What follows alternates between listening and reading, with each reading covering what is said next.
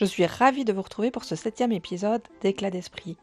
Aujourd'hui, nous abordons l'internement, un sujet qui impacte directement et durablement les perspectives d'avenir de mon mari et de notre famille. Promulguée en 2014 et entrée en vigueur en 2016, la loi sur l'internement, qui remplace la loi de défense sociale de 1930, visait à garantir un parcours de soins respectueux des droits des personnes atteintes de troubles mentaux qui ont commis une infraction, en mettant l'accent à la fois sur la protection de notre société, mais aussi et surtout sur le soin et la réinsertion. Pourtant, actuellement, plus de 1000 personnes internées sont toujours détenues en prison, souvent sans accès aux soins adaptés à leur état de santé. C'est le cas de mon mari, incarcéré en Flandre depuis 28 mois, malgré des expertises médico-légales qui recommandent des soins dans un hôpital francophone. Avant d'entrer dans le vif du sujet avec notre invité du jour, clarifions ce qu'est l'internement. Donc il s'agit d'une mesure de sûreté ordonnée par un tribunal à l'égard d'une personne qui a commis une infraction qui est punissable par une peine d'emprisonnement. Dans notre cas, il s'agit de SMS. L'auteur de cette infraction n'est pas reconnu responsable en raison d'un trouble mental expertisé.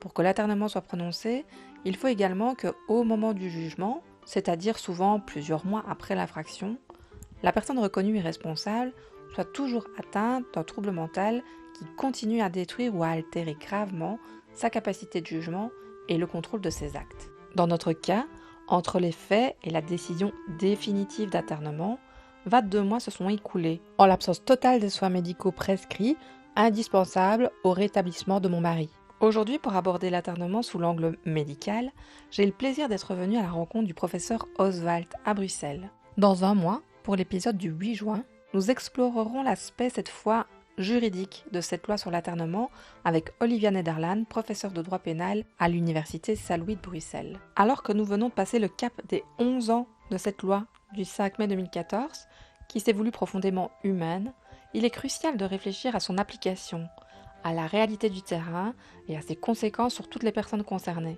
qu'il s'agisse des personnes internées en premier lieu, mais aussi de leurs familles, des experts et des soignants, et de tout le personnel pénitentiaire et de terrain. J'espère que cet échange vous permettra d'avoir une vision un peu plus claire de ce qu'est l'internement en Belgique.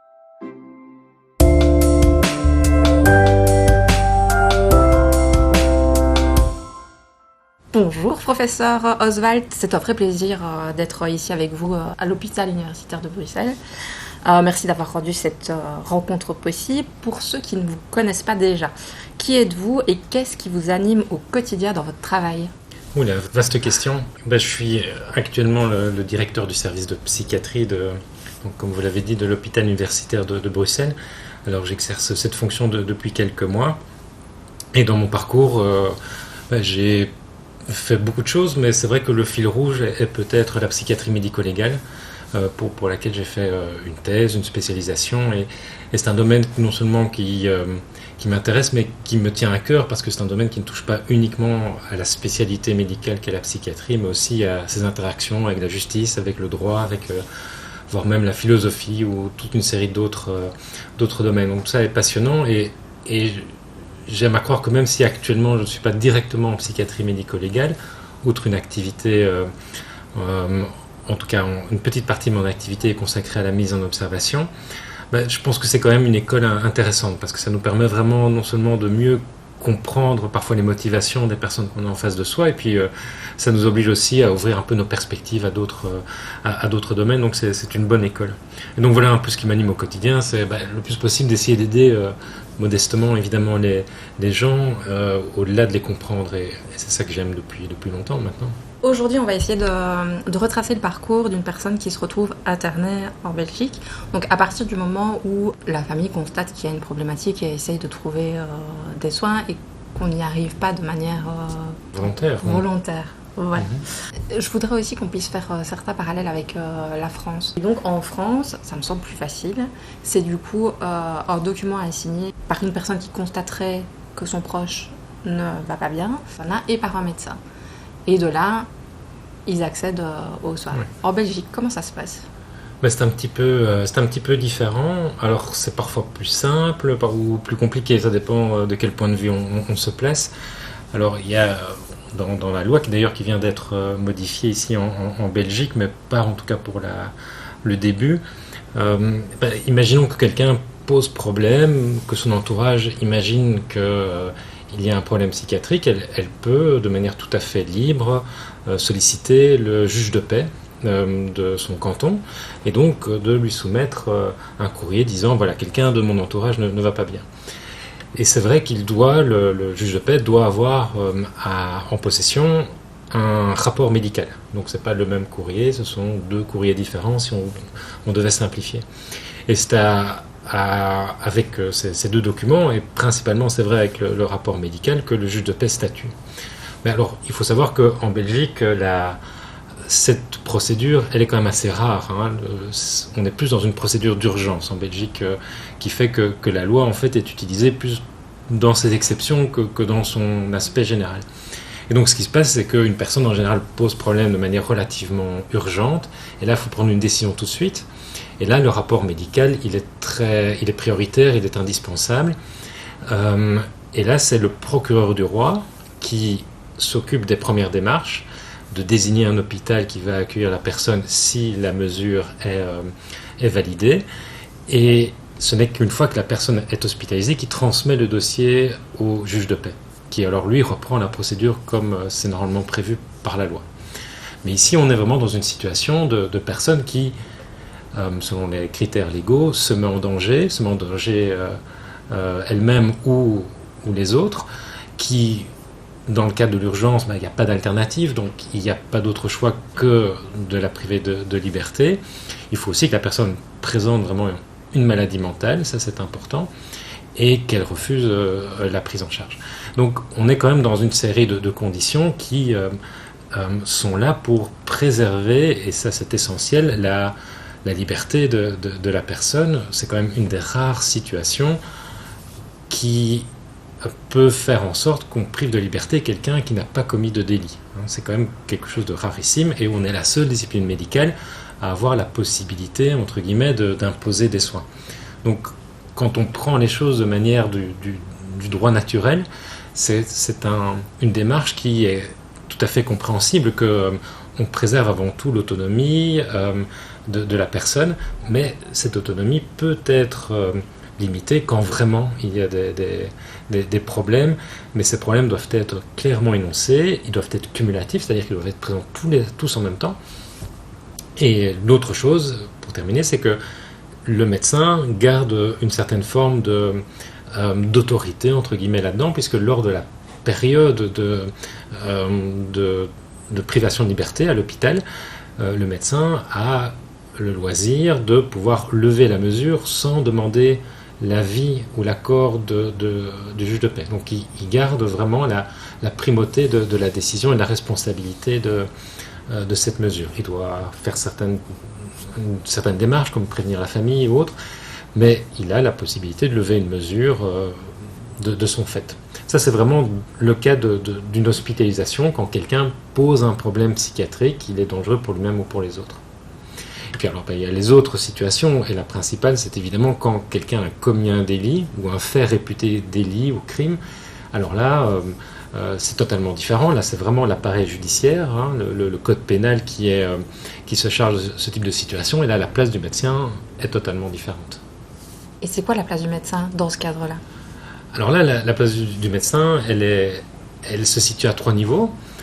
Avant la décision de justice, donc dans le cadre d'une expertise pré-sententielle, comme on dit, donc avant la sentence. Le deuxième, c'est au moment de la sentence, c'est-à-dire par exemple lors d'une audience au tribunal. Et puis, il y a tout son travail après la sentence. Et ce travail après la sentence concerne à la fois d'organiser des soins, mais aussi d'effectuer certaines expertises qui pourraient permettre à la personne internée, puisqu'on appelle comme ça les personnes qui subissent ce type de décision. Mais différentes expertises peuvent être faites après la décision de justice pour évaluer si la personne respecte ou correspond à un certain nombre d'éléments légaux, comme par exemple, est-ce que la personne constitue encore un danger ? Est-ce que la personne présente encore une symptomatologie suffisamment grave que pour être dans un lieu de placement ? Enfin, toute une série d'éléments. On sollicite des psychiatres dans ce cadre-là, après la sentence. Donc il y a 3 moments vraiment où il peut intervenir, avant, pendant et après la sentence.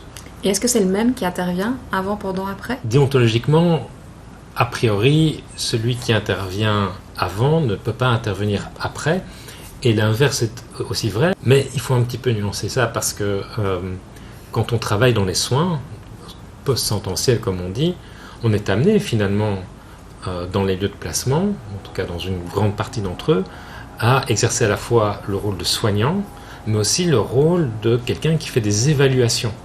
Donc on a un peu ce qu'on appelle une double casquette qui doit être énoncée, ça doit être dit, et c'est comme ça que moi j'ai exercé pendant des années, être à la fois celui qui essaye le moins mal possible de donner des soins aux internés, mais j'avais aussi ce rôle de pouvoir rapporter aux chambres de protection sociale, c'est-à-dire donc aux personnes qui vont décider du suivi des personnes internées, de donner des indications sur l'évolution des personnes.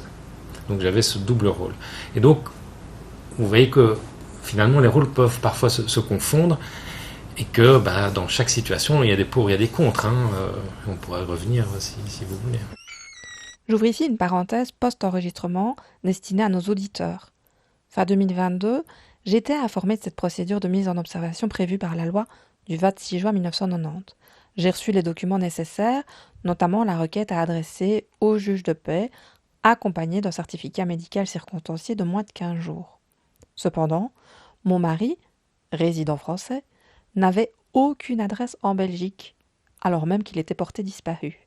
Il n'y avait donc aucun juge de paix réputé compétent à qui je pouvais adresser ma requête, et en plus de ça, je n'avais aucun moyen d'obtenir un certificat médical d'un médecin qui aurait vu mon mari en consultation dans les 15 jours précédents. Face à cette impasse et à la souffrance que nous manifestait mon mari de plus en plus bruyamment, la police et le procureur du roi de Liège ont recueilli nos témoignages et localisé mon mari et sa mère en Flandre. En novembre 2022, notre dossier, référencé par le parquet de Liège comme une demande de mise en observation, a été transféré au parquet compétent en Flandre. C'est ainsi que notre demande a évolué en une procédure judiciaire d'internement, ce que je ne comprends toujours pas aujourd'hui.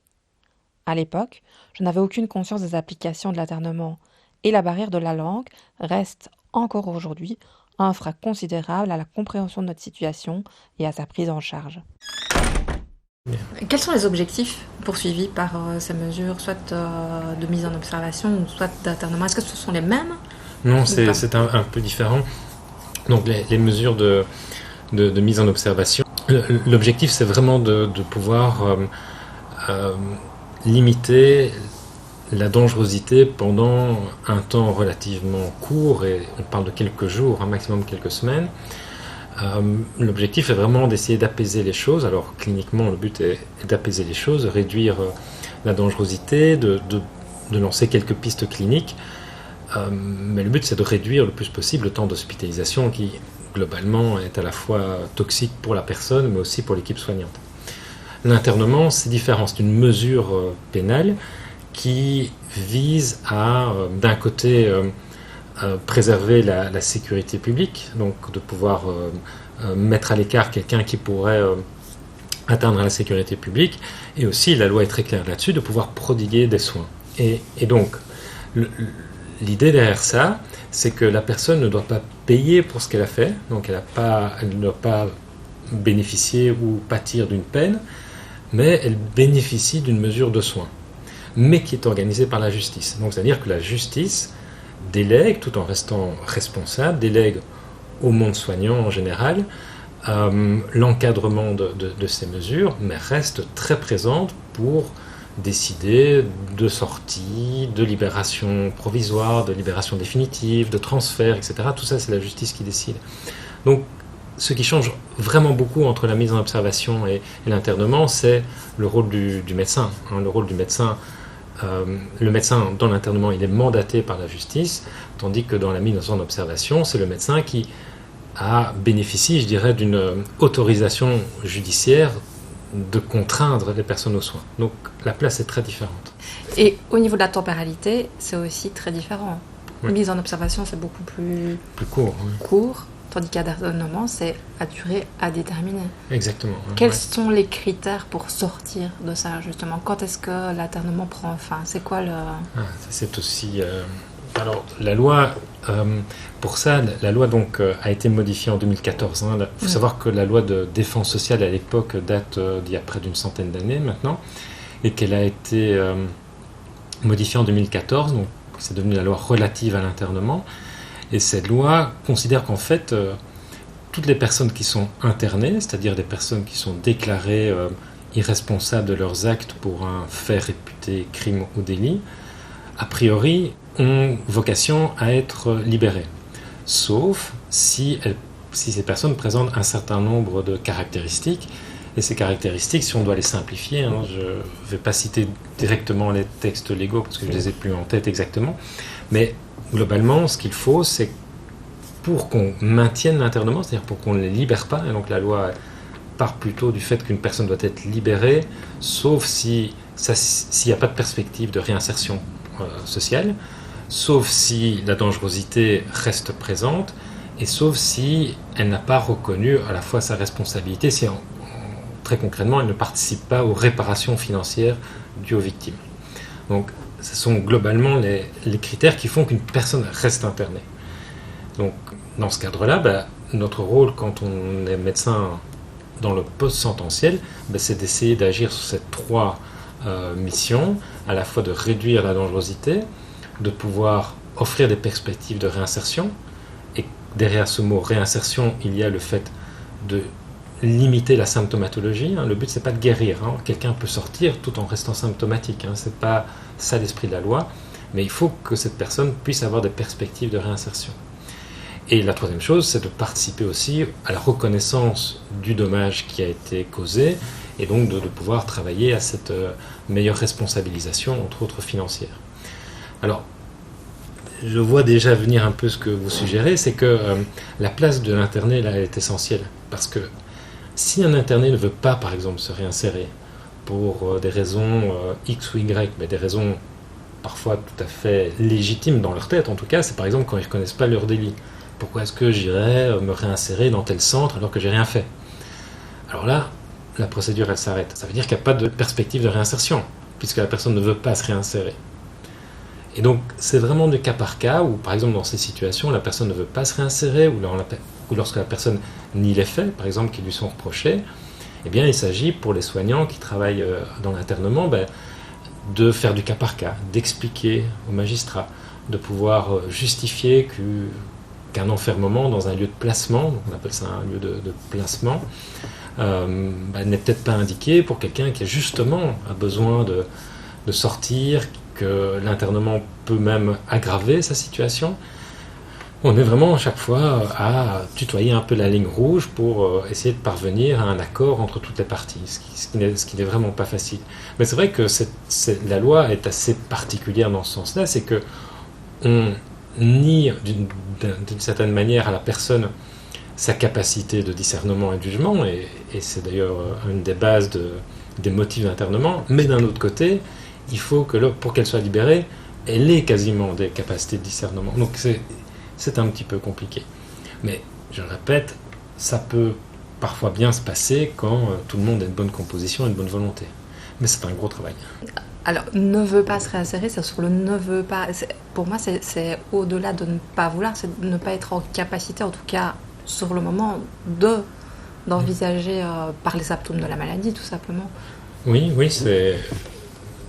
mais normalement, une maladie n'empêche pas une personne d'être capable de discernement. Et nous, on est aussi très, en tant que psychiatre, très, la plupart favorables à cette notion que la maladie mentale n'empêche pas le discernement. Donc, c'est-à-dire qu'une personne qui présente une maladie mentale et qui ne veut pas se réinsérer, si elle ne veut pas se réinsérer, c'est pas uniquement à cause de la maladie mentale. C'est peut-être un choix personnel, c'est peut-être d'autres aspects. Il faut savoir aussi que beaucoup de personnes internées ont une vie plus que chaotique avant leur internement. Pas de logement, des difficultés sociales, parfois même pas de papier. Et que l'internement, l'un dans l'autre, est une solution comme une autre pour avoir un logement. Alors ça peut paraître étonnant, et honnêtement ça ne concerne pas énormément d'internés, mais ça existe. Donc il y a beaucoup de choses qui doivent rentrer en ligne de compte. Tout ça démontre encore que la loi, elle est faite par des gens bien portants. Hein. Donc, et quand on n'est pas bien portant, évidemment, tous ces éléments qui nous semblent évidents, c'est qu'il nous semble évident quand on a bien la tête sur les épaules, qu'on veut se réinsérer, qu'on n'a qu'une seule envie, c'est de regagner, comme on dit, la communauté, de participer à une vie sociale. Eh bien non, il y a des gens qui ne veulent pas de ça. Le problème, c'est que la loi, d'une certaine manière, impose cela. Donc là aussi, il faut composer. Si on reprend les étapes, donc il y a une expertise médico-légale, du coup la justice par rapport à ça prend des décisions, internement ou pas internement. Si c'est internement, qu'est-ce qui se passe? Donc vous avez parlé tout à l'heure de la Chambre de protection sociale. Voilà, quel est son rôle? Alors la Chambre de protection sociale, c'est la chambre qui est responsable du suivi et de l'exécution de la mesure d'internement. Alors ce que le psychiatre expert en présententiel va faire, c'est en effet donner son avis et éclairer le magistrat sur la responsabilité de la personne. Mais ce qu'elle fait de plus en plus, et la loi nous l'impose désormais, c'est aussi de donner des perspectives de soins.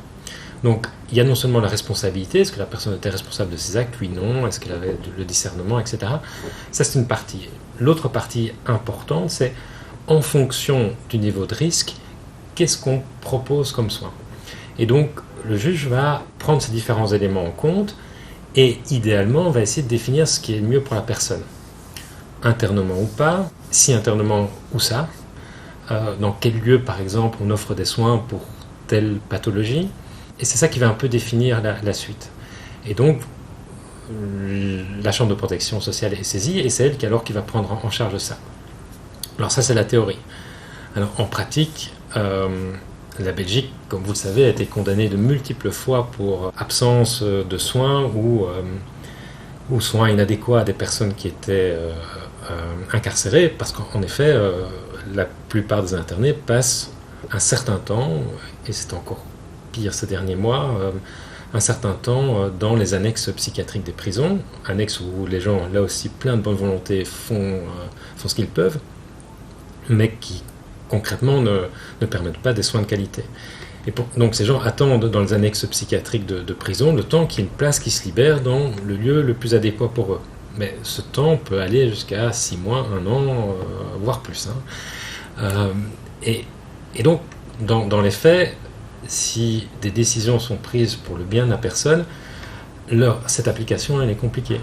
Elle est compliquée en raison, je disais, du délai d'attente dans les annexes, et puis de la possibilité de prendre quelqu'un dans un lieu de placement ou dans un autre lieu qui pourrait lui convenir. Je m'occupais principalement de délinquants sexuels. Il y a très peu de lieux de soins pour les délinquants sexuels internés. Et donc, là aussi, soit ils étaient mal orientés, soit ils devaient attendre très longtemps avant de bénéficier de soins relativement adéquats pour leurs problématiques. Donc, voilà, entre la théorie et la pratique, il y a encore beaucoup de choses à faire. Mais je le répète, le but est toujours d'être le plus longitudinal possible, c'est-à-dire d'assurer un suivi depuis le pré-sententiel jusqu'au post-sententiel. Voilà. Mais manque de structure, manque de coordination, la justice est très lente, et tout ça fait que c'est très très chaotique. C'est très chaotique et les condamnations continuent de tomber. Les condamnations au niveau européen, de la Belgique, donc les condamnations pour les justiciables aussi, mais la Belgique est aussi condamnée pour ça. Je reviens sur le très très long. Effectivement, à partir du moment où il y a une décision d'internement, elle peut toujours être contestée, c'est le droit fondamental de n'importe qui. Est-ce que ça a vraiment du sens de laisser une personne internée, de lui laisser la possibilité de faire appel et encore appel des décisions, ce qui prolonge son temps d'incarcération finalement toujours sans soin? Oui, je pense qu'il faut, oui, comme vous le disiez, je pense que faire appel, c'est une nécessité dans toutes les démocraties, donc ça doit exister. Alors les modalités doivent peut-être être améliorées, d'autant plus que même ceux qui ne font pas appel attendent aussi longtemps en prison. Donc,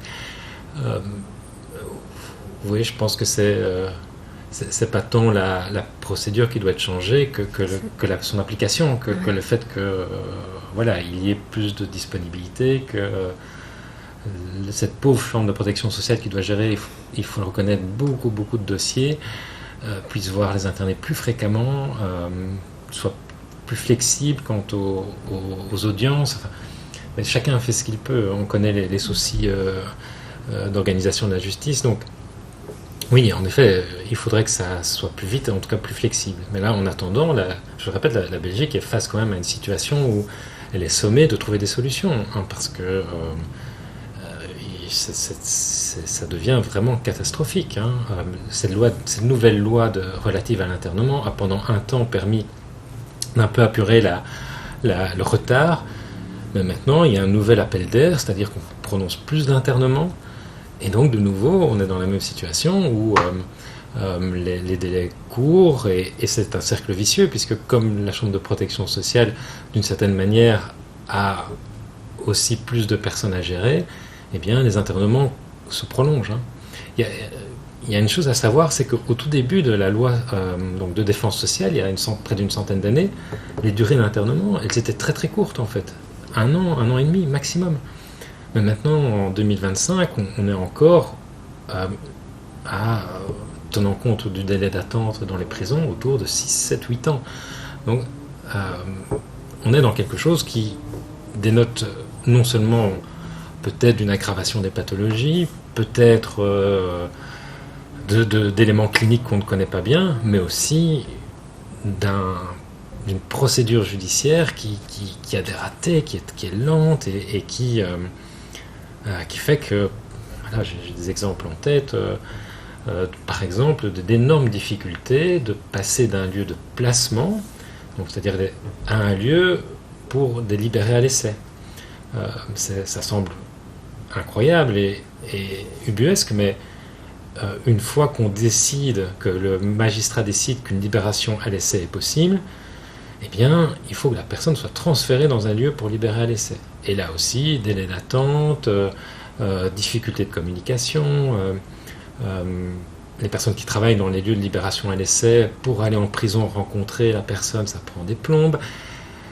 Et ça traîne, et on en arrive, et ça c'est du vécu, à voir des internés qui pourraient officiellement être libérés à l'essai, vouloir rester même en prison, parce que ils se disent ça prend trop de temps, et finalement je suis pas si mal que ça ici, etc. Donc là, hop, on est reparti pour un tour. Les études scientifiques et en psychologie légale le montrent bien. Une décision de justice, pour qu'elle soit efficace, elle doit être appliquée immédiatement. D'un point de vue cognitif, hein, c'est pour que la peine ait du sens, il faut qu'elle soit appliquée. On est finalement des mammifères, des animaux, et la punition doit venir tout de suite. Bon, en tout cas, la décision doit être appliquée tout de suite. Et ben, la justice, c'est compliqué, en tout cas dans le domaine de l'internement. Les lieux de placement, justement. Il y en a 3 types. Il y a les établissements de défense sociale, oui. Il y a les CPLS, centres de psychiatrie légale. Pour moi, c'est pour les personnes qui seraient plus dangereuses et qui auraient besoin d'un suivi. C'est pas ça ? Pas tout à fait. C'est une très très longue histoire. Promis, je résume en quelques mots. Quand la loi est sortie, il y a donc en 1930, 30-31, il y a...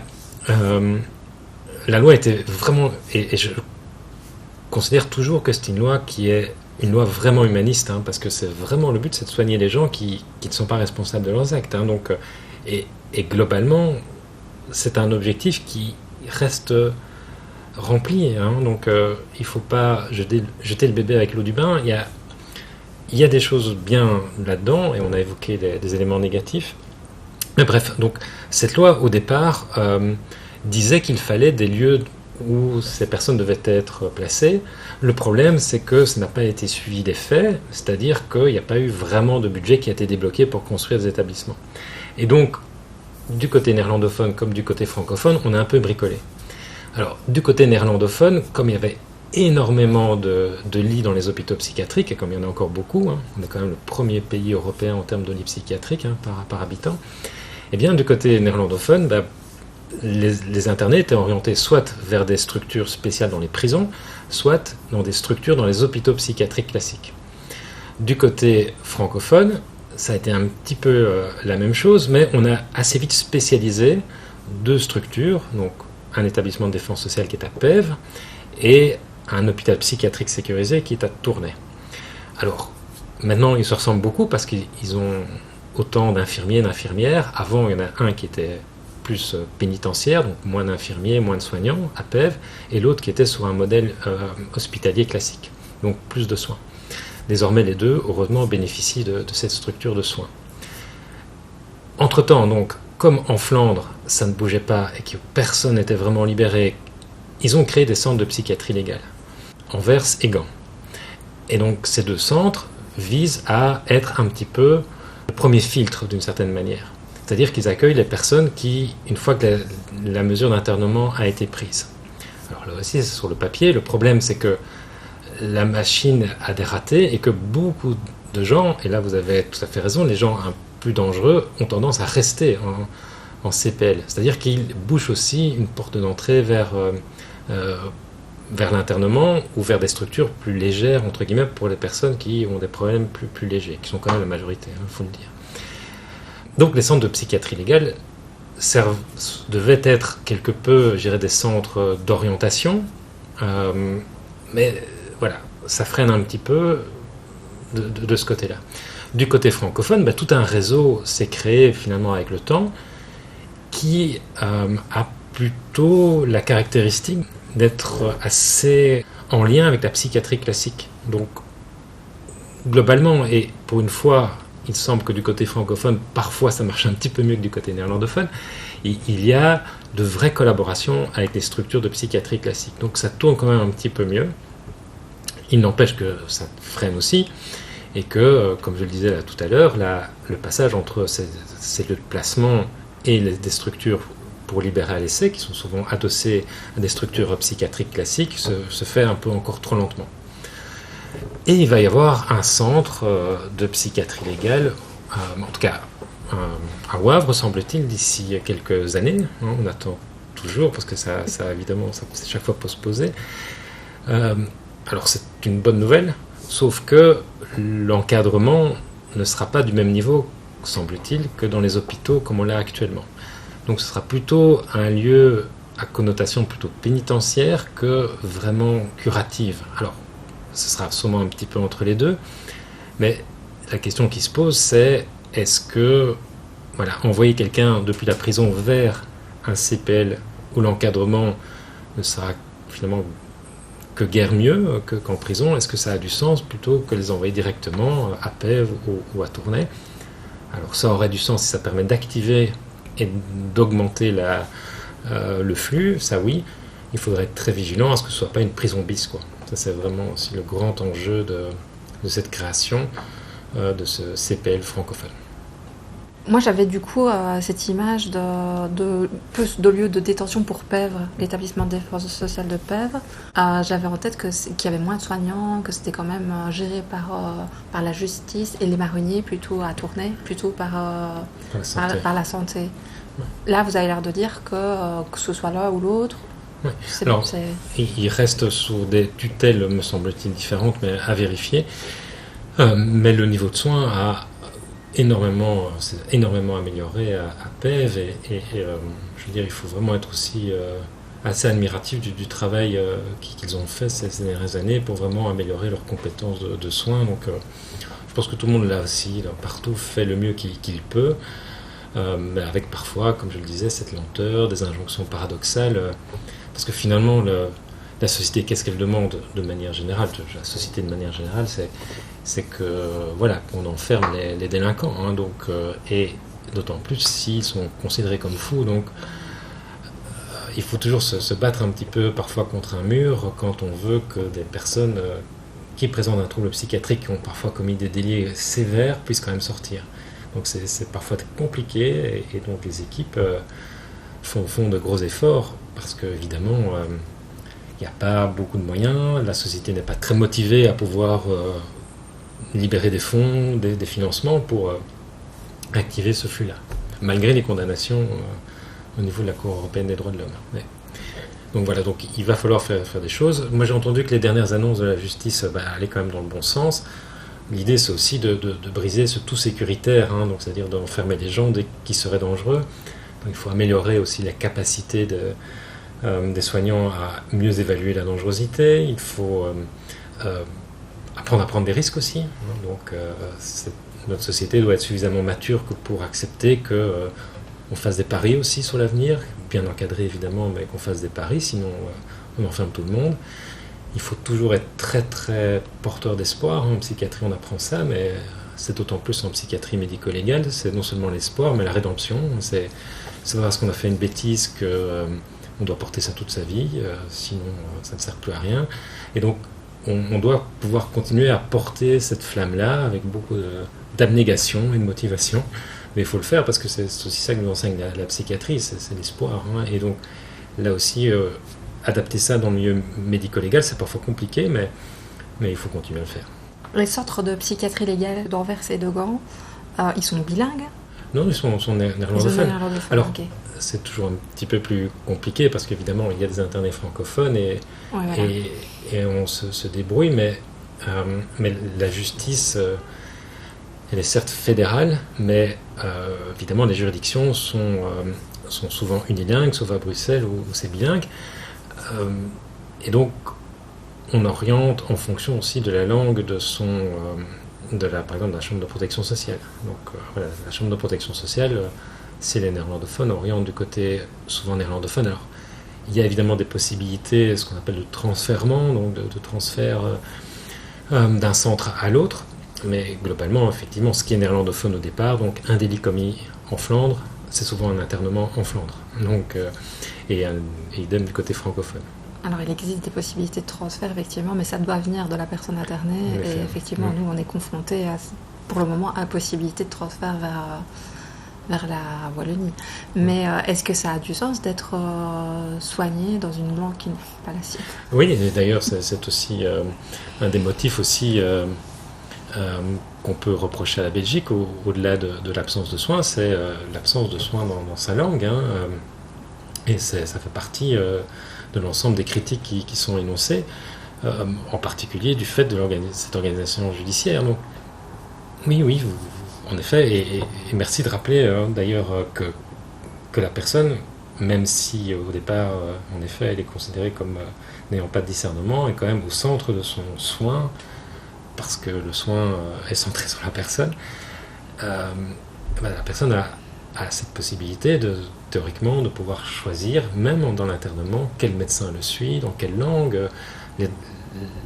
La loi sur les droits du patient de 2002, qui vient d'ailleurs d'être adaptée, insiste bien là-dessus. Donc un patient, qu'il soit interné ou pas, a toute une série de droits, dont celui de choisir son médecin. Mais difficile d'adapter cette loi dans l'internement. Ouais. Parce qu'on manque aussi de médecins, parce que ceci, parce que cela, et puis parce qu'on n'a pas tellement envie que ça change non plus, parce que voilà, c'est compliqué de respecter les droits d'une personne qui a commis parfois des délits très graves, ou d'une personne la mesure d'internement définit quand même des personnes qui n'ont plus beaucoup de droits, et leur accorder des droits quant à leur dossier médical, par exemple, alors que, par exemple, elles n'ont plus leur droit de vote, ou que tout ça est compliqué, ça nécessite chaque fois là aussi du cas par cas. Tout à l'heure, vous parliez d'un délai de 7-8 ans, mais ça, c'est jusqu'à la libération. Une personne qui est décision d'internement, elle passe par la Chambre de protection sociale, qui décide d'un lieu de placement. Alors, la suite, c'est que la loi indique bien qu'il faut passer par une période de libération à l'essai. D'accord. Donc ça, c'est une obligation légale. Alors, rappelons-nous aussi que tout est possible. Les internés ne doivent pas tous passer par un lieu de placement. Il y a parfois des libérations à l'essai directement, et parfois il y a des internements qui sont décrétés et qui ont lieu dans des lieux plus classiques. Enfin, tout est possible, mais la loi est quand même très claire sur le fait que quand il y a décision de libération, ça doit toujours passer par une période de libération à l'essai, qui, elle, peut se dérouler parfois à domicile, ou bien dans un hôpital psychiatrique, par exemple. Donc c'est aussi c'est possible. Et là aussi, la Chambre de protection sociale revoit alors les personnes libérées à l'essai relativement fréquemment, avec aussi une limite de 3 ans. C'est en général ça qu'on définit. Pourquoi ? Parce que pendant des décennies, et en particulier en Flandre, on laissait des gens en libération à l'essai toute leur vie quasiment. Donc, et ça arrangeait tout le monde. Peut-être pas les familles concernées. Peut-être pas les familles concernées, effectivement, bien sûr. Ça arrangeait tout le monde, ça veut dire que ça arrangeait Les gestionnaires d'hôpitaux, ça arrangeait la société, ça arrangeait un petit peu tout le monde, ça arrangeait parfois même la personne qui se disait, bon voilà, comme ça j'ai mon suivi, je vais voir quelqu'un tous les 6 mois, j'ai mes médicaments, et voilà.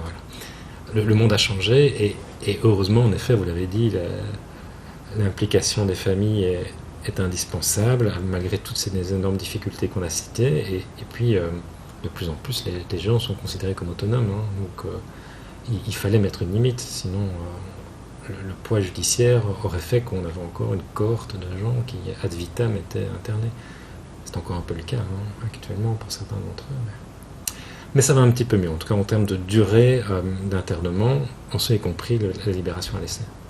La place de la famille, justement, dans tout ça. Ah, là, c'est ben oui, évidemment, donc c'est un serpent de mer, parce que c'est compliqué. C'est compliqué parce que c'est des lieux qui sont difficiles d'accès, parce que c'est difficile de faire vivre du soin psychiatrique, c'est-à-dire d'impliquer les familles dans un cadre judiciaire très, très rigide, parce que les familles sont parfois impliquées dans les délits, parce que dans les familles il y a des victimes aussi, parce que parfois les internés ne veulent pas. Donc ce sont des situations qui sont compliquées, mais derrière ça il y a, en tout cas, voilà, je suis du côté soignant, je suis du bon côté. En plus, j'ai fait de la thérapie familiale, donc je suis convaincu de l'implication des familles. J'ai toujours eu cette volonté d'impliquer les familles, mais c'est beaucoup, beaucoup d'efforts dans des situations qui sont chaque fois éminemment complexes. En particulier, alors je parle de situations extrêmes comme des situations d'inceste, mais même là, l'implication familiale a du sens. Mais c'est difficile de faire vivre ça, ne fût-ce qu'en termes d'organisation, c'est compliqué. Et puis, la famille en soi n'est pas inscrite dans la loi. Donc, par bribes, mais elle n'a pas d'impact sur la décision. Ça reste la justice et un individu. Et donc, la décision revient à l'un ou à l'autre, ou à l'un et à l'autre. Il y a des avocats mais qui représentent. Le monde soignant peut donner un avis. La famille, à certains égards, peut de temps en temps donner son avis, mais en rien n'a aucunement une capacité de décision. Dans les chambres de protection sociale, il y a 3 personnes. Il y a un juge, un psychologue, oui, et une personne spécialiste de la réinsertion sociale. Oui. Pas de psychiatre. Non. Est-ce que c'est une bonne idée ? Ça a été tout un débat, ça, quand la loi a changé. Personnellement, mais ce n'est qu'un avis personnel. Moi, j'ai toujours été favorable à ce qu'il n'y ait pas de psychiatre. Pourquoi ? Parce qu'il faut être pragmatique, et que, ayant eu affaire à la loi précédente, j'ai chaque fois vu des psychiatres, là aussi de bonne volonté, mais qui ne maîtrisaient pas tellement ni les dossiers, ni la sphère médico-légale.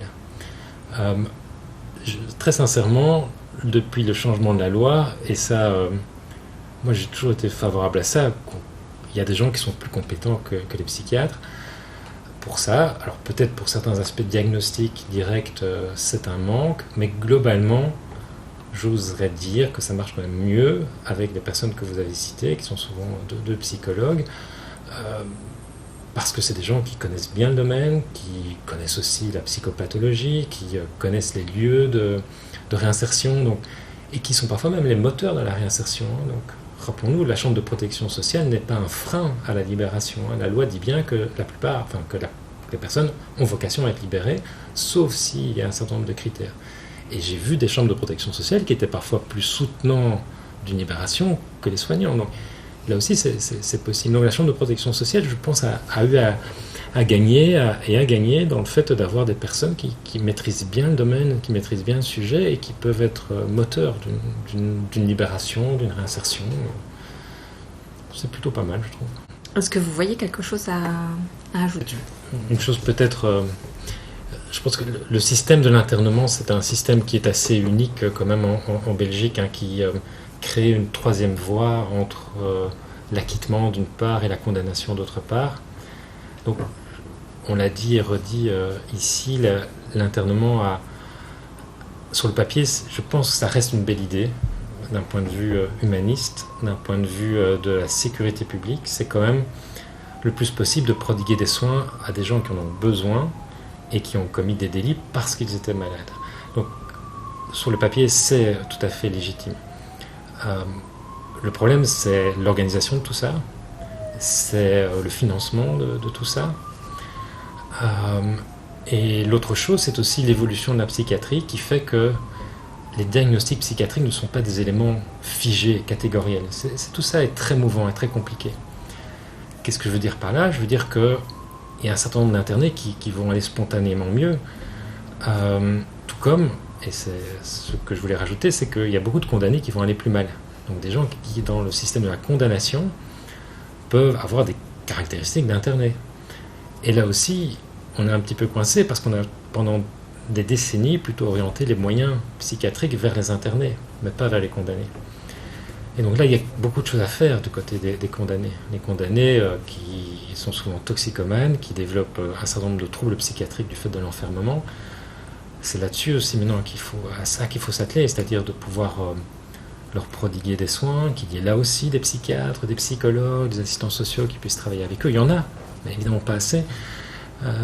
Et donc, la question qui se pose, c'est au-delà de l'intérêt, je dirais, humaniste d'une mesure d'internement, c'est en raison de l'évolution un petit peu des mentalités et de la psychiatrie, s'il ne faut pas trouver plus de flexibilité entre l'internement et la condamnation. Par exemple, de mutualiser les moyens, qu'un psychiatre qui travaille dans l'internement puisse aussi travailler avec des condamnés. Enfin, c'est un peu l'idée aussi des futurs centres de psychiatrie légale qui pourraient peut-être accueillir un petit peu ces deux populations, mais l'enjeu vraiment ici est d'être beaucoup plus flexible. Et demander à une vieille dame comme la justice d'être plus flexible, là, c'est une autre paire de manches. De nouveau, les gens le sont, mais l'institution en tant que telle, parfois ne l'est pas. Vous confirmez ? Je confirme, absolument. Je me permets de vous partager ici en quelques mots les réflexions que j'ai poursuivies avec le professeur Oswald à l'issue de notre rencontre. Je vous partage les 3 éléments qui m'ont particulièrement marqué lors de cet échange. Le premier concerne, comme vous l'avez sans doute remarqué, l'établissement de défense sociale de Pèvres. J'ai une vision particulièrement pessimiste de cet établissement qui, selon mes recherches, présente des caractéristiques proches d'une prison avec un encadrement médical limité. Le professeur Oswald, quant à lui, nous offre une vision plus optimiste, soulignant des efforts d'amélioration. Nous avons convenu qu'il me mettrait en contact avec le médecin responsable de Pèvres afin de mieux comprendre les réalités actuelles, notamment en ce qui concerne le nombre de soignants et la prise en charge des personnes internées. Si cet échange a lieu, je ne manquerai pas de vous partager une vision réactualisée des lieux de placement en Wallonie. Le second point concerne l'unicité des situations d'internement, que ce soit par rapport à la situation sociale des personnes ou aux actes commis. Donc, dans le cas de mon mari, nous avions une vie de famille stable. Il a un métier qu'il adore et qui le passionne. Comparaison de personnes qui se retrouvent sans papier et qui peuvent trouver dans l'internement un cadre sécurisant avec simplement un toit au-dessus de la tête. Ces réalités extrêmement différentes sont très marquantes. J'en profite pour lancer un appel à d'autres familles confrontées à l'internement d'un proche. Je serais ravie d'échanger avec vous sur nos situations spécifiques. Alors le troisième point de réflexion que m'a offert cet échange, c'est une nouvelle piste de réflexion sur cette question de la capacité de discernement qui est conservée par la plupart des personnes qui vivent avec un trouble psychique. Je suis pleinement consciente que les capacités cognitives de mon mari ne sont absolument pas altérées par la maladie. Mais cette question du discernement reste entière, alors que ces convictions se fondent sur des éléments qui sont faux et qui renforcent inexorablement une idée fixe, sans aucune remise en question possible en l'absence des soins médicaux prescrits. Je vous avoue que personnellement, il me serait très confortable de considérer que cette capacité de discernement est fonctionnelle chez mon mari aussi. Ça me libérerait de cette conviction de devoir me battre pour lui jusqu'à un accès à des soins de qualité en français tels que prescrits par les experts depuis 2023. À ce jour, il m'est impossible de concevoir qu'il choisisse volontairement de ne pas donner de nouvelles ni de prendre de nouvelles de nos enfants, qu'il choisisse de ne pas assumer ses responsabilités de parent ou de gérant de sa société d'architecture, ou qu'il accumule volontairement des dettes par choix de ne pas agir. Oui, actuellement, il m'est impossible de concevoir que ce soit volontairement son choix. Mais voilà, cette possibilité m'oblige aujourd'hui à y réfléchir. Et pour finir sur une note positive, comme me l'a confirmé le professeur Oswald, oui, il est possible de sortir de ce système d'internement avec de vraies perspectives d'avenir. Mais pour ça, il faut se battre. J'ai un petit rituel. Si vous voulez vous prêter au jeu, je pose les 6 questions que je pose à chacun de mes invités.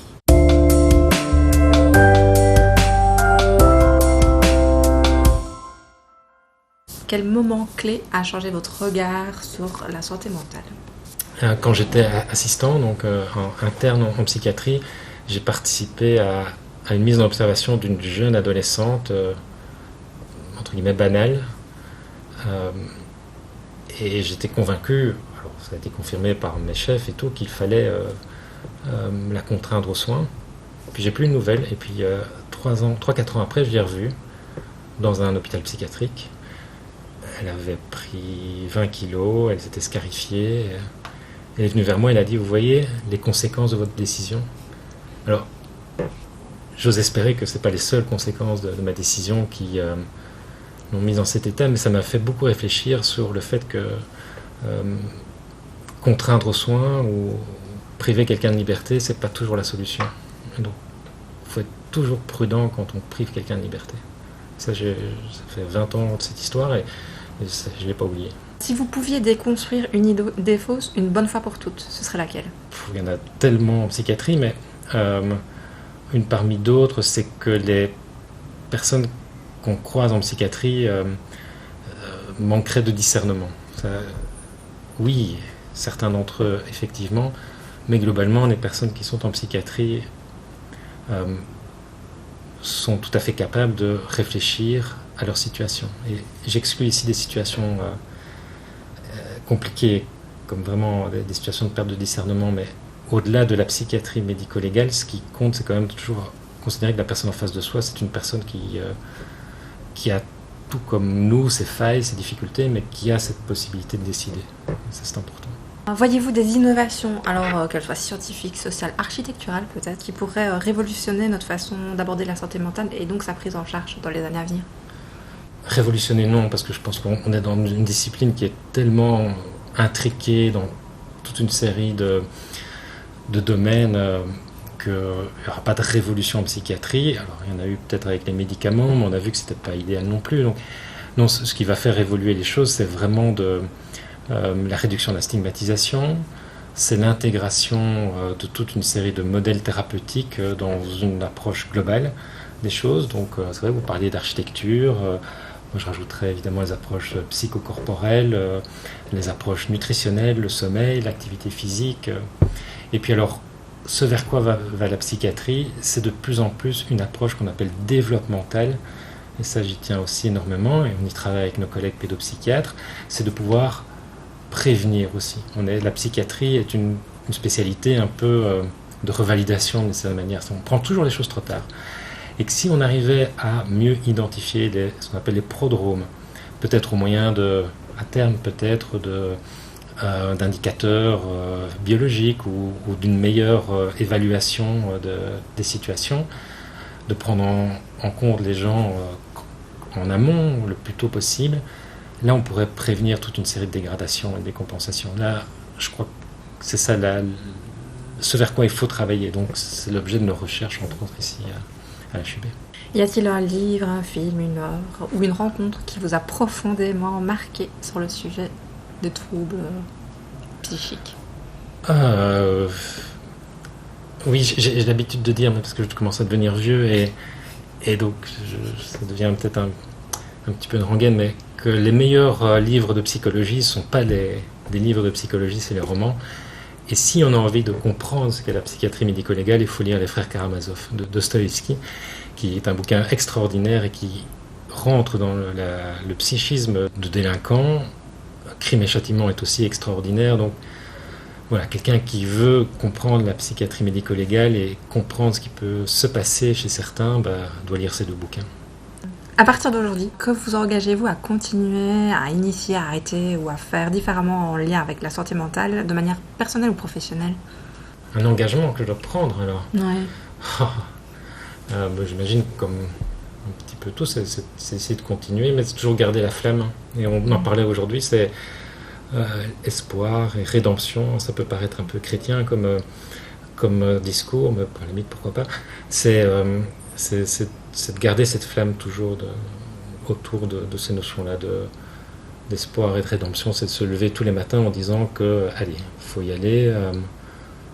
Il y a des patients qui attendent simplement peut-être une petite lueur, un contact, un petit déclic, et parfois il arrive. Donc il faut toujours essayer de travailler à ça. Dans un an, comment rêverez-vous que l'on agisse collectivement en faveur de notre santé mentale? Déjà qu'on agisse collectivement, donc ça, je ne suis pas très original peut-être en disant ça, mais la santé mentale, qu'on appelle ça la psychiatrie, la santé mentale, peu importe, c'est toujours et avant tout, c'est pas une affaire de psychiatre, c'est une affaire qui va bien au-delà de ça. D'un côté, les psychiatres sont un peu accaparés peut-être la santé mentale, mais d'un autre côté, ça arrangeait bien ceux qui ne sont pas psychiatres. Donc, essayons un petit peu de rediffuser tout ça. Comme on l'a dit aussi, la psychiatrie ne concerne pas uniquement des symptômes, des diagnostics, des maladies. Derrière ça se cache énormément de douleurs personnelles, de difficultés personnelles ou autres, qui dépassent allègrement le cadre médical. Donc voilà, collectivement, c'est d'agir ensemble sur la santé mentale qui dépend d'éléments qui dépassent allègrement nos disciplines. Merci beaucoup. Mais merci à vous. Dans 15 jours, nous faisons un petit pas de côté dans l'univers du droit. J'aurai le plaisir d'échanger avec maître Barbara Régent, avocate engagée au barreau de Paris, notamment sur le droit de la famille et du travail. Maître Régent œuvre à transformer la culture juridique pour y insuffler l'apaisement, condition essentielle à l'évolution de nos modèles sociaux. Alors que ce que nous nommons justice a pour moi perdu son sens et toute sa valeur, Maître Régent incarne une lueur d'espoir, un pas vers le monde dans lequel je souhaite voir grandir et s'épanouir nos enfants. En attendant, prenez soin de vous et des vôtres. À bientôt.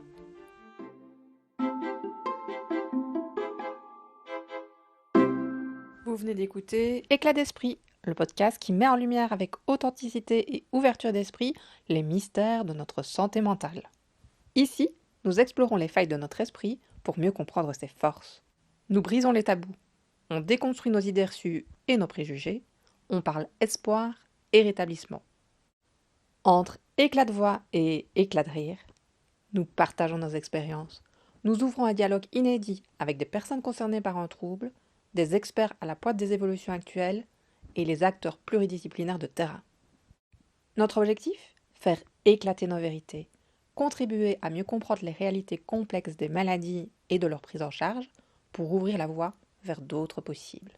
En fil rouge, mon parcours personnel face à la maladie de mon mari, qui m'a confirmé que, tout comme les éclats de lumière se révèlent dans l'ombre, les moments les plus sombres de nos vies peuvent aussi faire naître des éclats de vie. De l'éclat d'esprit à l'éclat de génie, il n'y a qu'un pas. Franchissons-le pour construire ensemble un monde où la santé mentale est accessible à tous.